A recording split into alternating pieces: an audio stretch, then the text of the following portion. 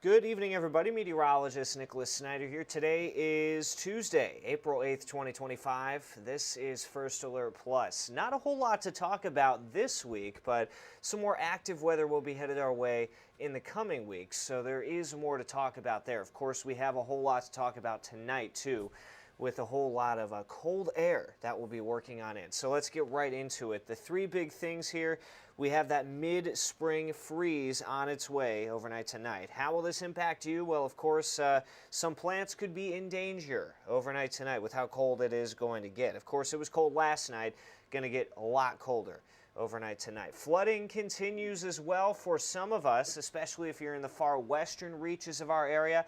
Out toward Portsmouth, out toward Vanceburg, flood warnings do continue along the Ohio River. There will start to be a downgrade in that flood stage. We'll talk more about that. There's also a cooler and wetter weather pattern to end your April. So not really seeing the nicer weather that we did see toward the beginning of April and the end of March. That's unfortunate for a lot of us, but of course you're going to want to know what the weather is going to be like for that second half of April as First Communions, as those proms are getting out and about. We're headed into spring, a lot of events to talk about, and we've got you covered on it all here. Let's first, of course, talk about our freeze risk. There is a freeze warning in place for essentially everyone within our area. The exception to that will be, of course, over Fayette, Braxton, and Nicholas counties right here, far eastern portions of the WSAZ viewing area. That's because the mountains aren't going to get quite as cold tonight. The reason because, of course, they're a little higher up and it takes a little bit longer for the air to cool the higher up you go during the nighttime. Daytime, of course, we all know that's reverse, where in Summersville it's often much cooler in the summertime during the day compared to areas further below that. Of course, everyone else in that freeze warning until 10 a.m. on Wednesday, and that's something, again, we are watching for the development of some potentially dangerous conditions for some of those plants out there. Not necessarily for the viewers, but for the plants. And if you're headed off to the bus stop tomorrow, it will definitely be something you're going to need to prepare for in terms of how cold the weather is expected to get for your day tomorrow. Because again, starting the day, it is going to be cold. We'll talk more about those flood warnings in a little bit as well. Going into our big picture here, water vapor satellite imagery, it's showing our low pressure well off to the east. Here it is, well off to the east now. That, of course, is what brought in all the active weather during the week last week. With the rain, with the storms, with the wind, thunder, even a few tornado warnings to the area. That's well off to the east. And of course, associated with that is the cold front that is stretched well to our south as well. Meanwhile, high pressure is building in this area of convergence you see here over toward the St. Louis area. Right in there, in between those two really systems right here, we are going to be talking about chilly air funneling in from the north and west thanks to northwesterly winds. Remember, we have clockwise flow around areas of high pressure, counterclockwise flow around areas of low pressure. So we're seeing northwesterly winds develop into the area, and that's what's causing the chillier temperatures with those much, again, cooler conditions that continue to funnel on into the area. So it is going to be rather cold. And again, we'll show you what exactly we're looking at. There's kind of a closer view, and you'll notice the blues right in here. Those blues denoting those cold temperatures. We didn't make it out of the 40s today. Even though we saw plenty of that sunshine, it was still not the best day of weather over the entire viewing area. And because we didn't get out of the 40s today, because it's going to be so calm, and because the skies are going to be clear tonight, that's why we are going to get very, very cold. So let's break it down for you. Let's go into the future. You'll notice those clear skies. That's thanks to the high pressure. Those clear skies are going to allow us to, again, see very cold temperatures. Not a whole lot of wind, too. You'll notice those streamlines, they're barely visible. Those thin white streamlines coming out of the north. The northerly wind, the clear skies, the calm conditions, you name it. That's a recipe for, of course, very, very chilly weather. Let's break it down in terms of our data. Again, we like to show multiple models to indicate exactly what we're seeing. This is our high-resolution model from the National Weather Service, and you'll see Huntington, a low of 31 degrees, Charleston, a low of 32 degrees, Portsmouth at 32, Athens at 31, Pikeville 32, basically upper 20s and lower 30s over the entire area. This is our North American model. Again, another high-resolution model here. And it's showing very much the same thing, lower and middle 30s. It is a bit warmer than some of our other models, but the general theme is there that it is going to be rather cold. This is the official National Weather Service forecast, getting down to the upper 20s and lower 30s for the vast majority of us. Regardless, we are going to see frost, we are going to see freeze conditions, and that could put some plants and some trees at risk. So that's something we're going to need to do. Why are we seeing, though, on clear nights, how cold we get with these clear nights? Well, remember, during the daytime, that sunshine comes in, it radiates heat down to the Earth's surface, and the Earth's surface warms up quite a bit. Now, during the nighttime, if you have clouds, the heat can't really escape. It tries to escape back out into space, but the clouds act as a blanket, reflects that heat back down to the Earth's surface, and it really keeps us insulated during the nighttime hours. Clouds act like a blanket during the cold season. You go back to a clear night, though, all that radiation is able to escape right back out into space, and that's why we're going to get so cold, especially with a calm night, too.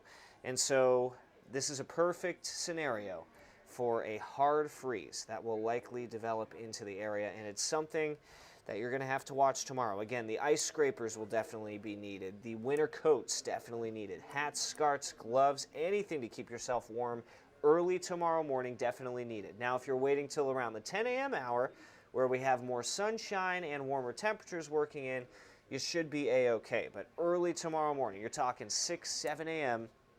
when you typically wake up for work or school, that is certainly going to be something you're going to need to keep an eye on. We talked to Lori Bowling from, of course, the Kentucky Extension over there in Boyd County. And these are the plants that we need to really watch. The perennials are fine. The tulips, the daffodils, the Easter flowers, you're good to go there. You don't need to cover those. But for the annuals, remember those tender plants that you get at the flower shop during the spring. Those ones that don't come back year after year. Probably too soon for those. If you've planted them already, you're going to need to cover them or take them inside because they will not do well in this type of environment. They definitely will be damaged. They could be killed from this hard freeze. So take them inside, cover them up if you have planted. Good rule of thumb is to remember the growing season doesn't start till May 10th. So a great idea to wait till around Mother's Day or the May 10th time frame to start really planting those annuals that you see there. Early fruit trees are at risks as well. Apple trees, peaches, nectarines. We went all the way out to Scioto County to talk to an orchard today. Hannah Hayes was out there. And Tony will have a story on that, by the way, coming up at 11 o'clock this evening. Basically, they're at risk as well. Might be a good idea to find a way to cover those up or at least find a way to keep them warm because they could be damaged or killed by this freeze that is heading on into the area. Name of the game, it's going to be cold. Ice scrapers, again, going to be needed tomorrow morning on your way to work or school as you're headed off and about for that morning. But by the afternoon, warmer temperatures return. We'll near that 60-degree mark, so that'll feel a whole lot nicer. All right, let's talk about all the rain that fell last week. Quite an active week of weather we had last week. In fact, we saw some areas reach 5 to 6 inches of rain from Wednesday all the way until Saturday.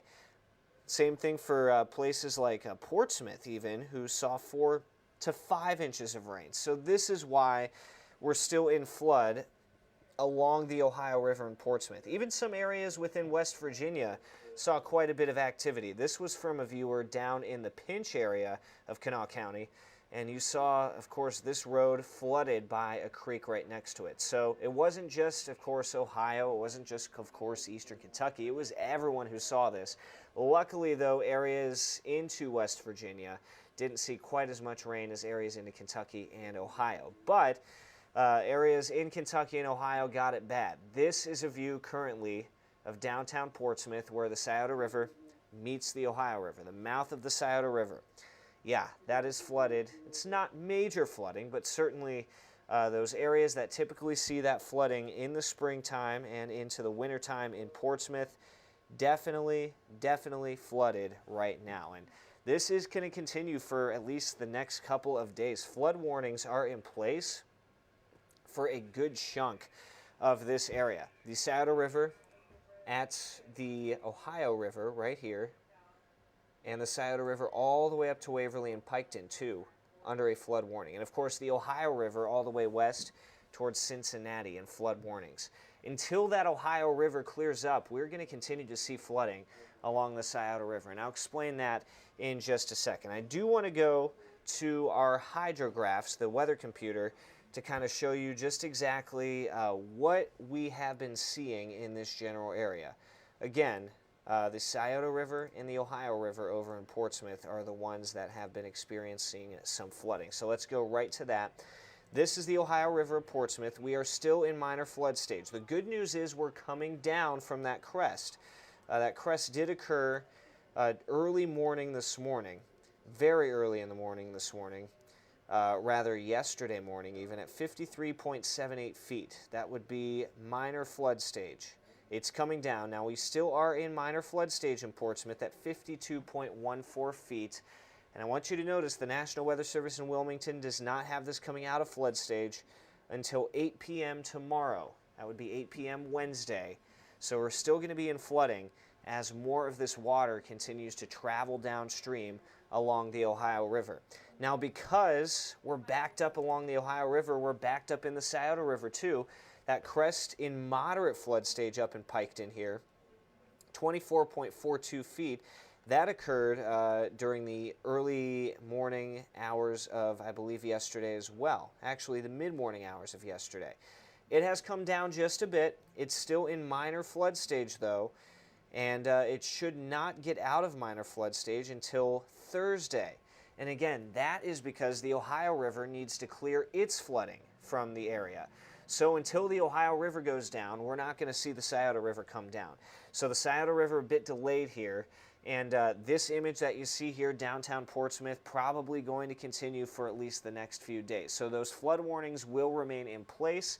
Luckily, of course, Portsmouth protected by the flood wall, at least along the Ohio River. The Scioto River is still going to be high, and of course those farm areas along the Scioto River down there still going to be flooded. Hopefully we can get this out of there by Thursday without, of course, any incident. And the good news is, too, while we are seeing rain both on Thursday and Friday, the rain does not look to be impactful enough to flood. We're seeing under half an inch of rain for a lot of us. So no flooding expected. The rain's barely going to do anything in terms of what's going on along the Scioto River and, of course, the Ohio River. So there's some good news for you as well. Meanwhile, as we head into much of next week, we are talking about a wetter, cooler pattern to end your month of April. No, that's not really the best of news everyone's looking for, but this is likely what we're going to be seeing over much of the area to end your April and start your May. Can you believe we're almost into May? We're about halfway through April at this point. So pretty crazy how fast the year 2025 has been going. So let's set this map in motion. Well, before we do that, actually, I want to kind of highlight some of the features of this pattern. Of course, I want you to notice the cold air that's set up over much of the eastern United States and eastern part of Canada. Meanwhile, we have warmer air intruding into the North Atlantic, into the Greenland area right up here. And let me get rid of that spring-like icon because that is not the correct one I wanted to use. I wanted to use this warm icon right here. This warmer air right there, up into Greenland, up into the North Atlantic, infiltrating, pushing that cold air further to the south into much of the eastern United States right here. Meanwhile, up into Alaska, this is working for us getting warm air. We have this cold air kind of bottled up into Alaska. As long as you have cold air up into Alaska, you're not going to get a super, super cold pattern. So that cold air up in Alaska is keeping us at least on the milder side of this cooler pattern, and it will work to bring in some much more warm air into the area as we set this map in motion. So I'll clear the map off for you, and let's move this forward. I want you to notice how that cold air retreats back into Canada, back into the North Atlantic. Meanwhile, much of our region starts to see that push of warmer air. This would be Sunday into Monday as this filters in. Again, the cold air retreats back to the north. So we're cold up into the North Atlantic, up into Greenland. That's where that cold air is residing. And the warm air now resides over much of the eastern United States. We're still cold, by the way, into Alaska, and we're warm into California as well. Now, because we're warm into California, that's going to, again, change the pattern once again. So this warm-up that we're seeing going into the beginning of next week, not lasting for too much longer. I'll explain right here. Let's clear the map off, set it in motion once again. The cold air then comes back down as we get a push of warmer air up into the North Atlantic once again toward Greenland. So we start to stay a little bit cooler, and I want you to also notice that we're not really cold in Alaska now, we're cool. So things are kind of calming down in terms of the Alaskan air. It's going to allow a nudge south of some of the, of course, cooler air that's up to our north. And as we head into the second half of next week, it's probably not going to be an image that you'll want to see, as again, heading into next Friday, we dip more into that cooler air into the region.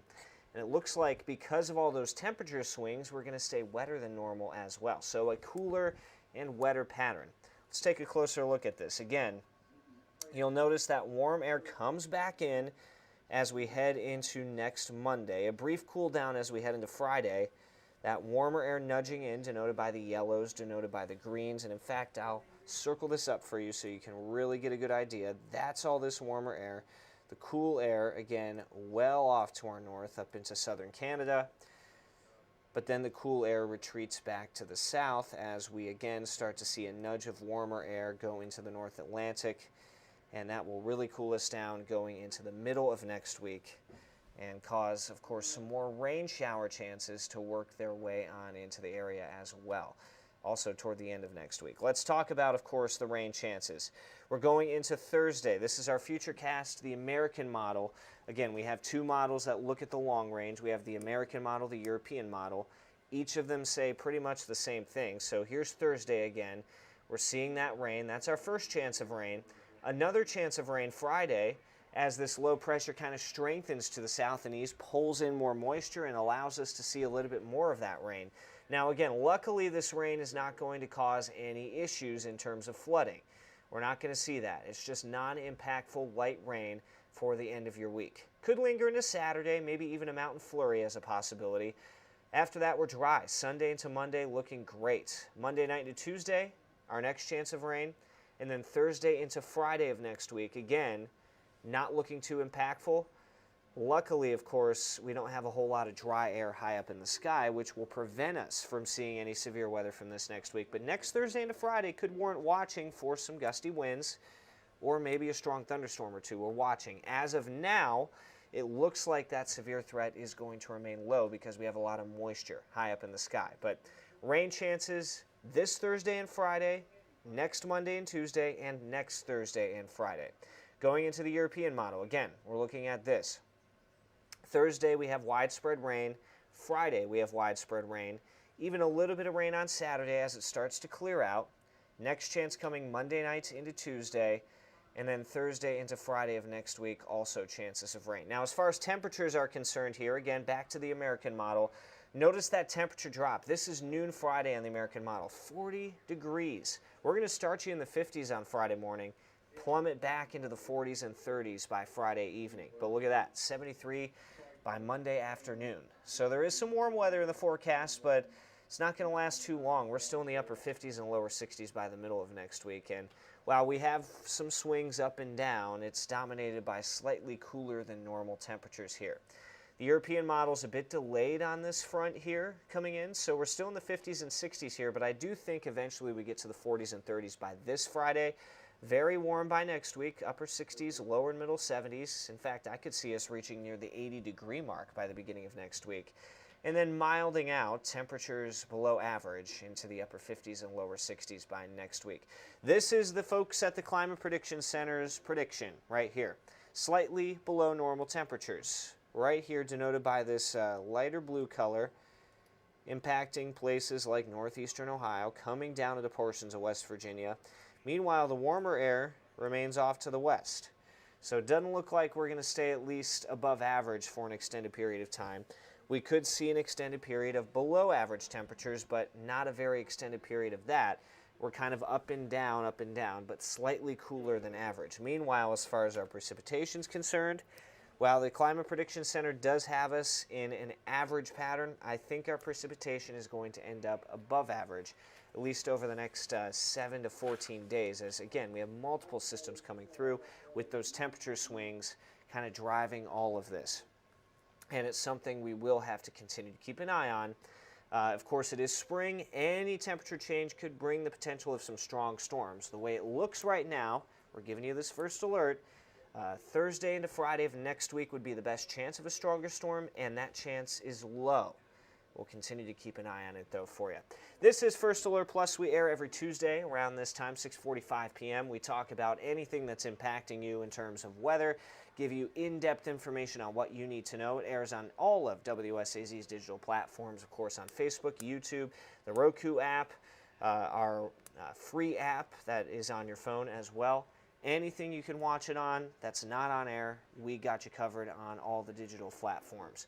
We'll continue to do this every Tuesday, and we'll continue to give you updates on what you need to know in terms of the weather and give you in-depth information. If you're watching on YouTube, of course, be sure to subscribe and like, and if you're watching on Facebook, be sure to share this and like this so we can get the word out of all the weather that is going to be happening in the tri-state area and much of the Kanawha Valley as well. In the meantime, I'm Nicholas Snider. Make it a great Tuesday.